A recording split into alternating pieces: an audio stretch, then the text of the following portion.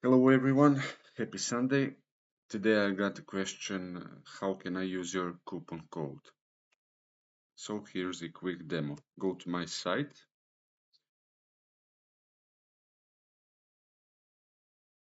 After that, just click X on this pop-up window. After that you go to shop, right?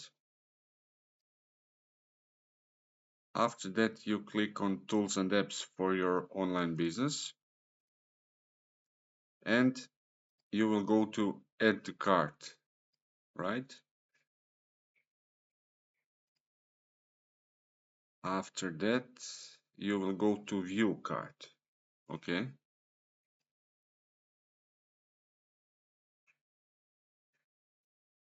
And that's it.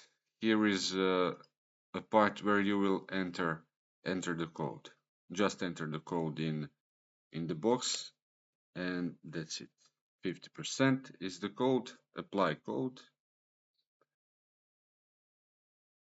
And here is it. You can proceed to checkout after that, and that's it. That's it for today. Enjoy. Bye.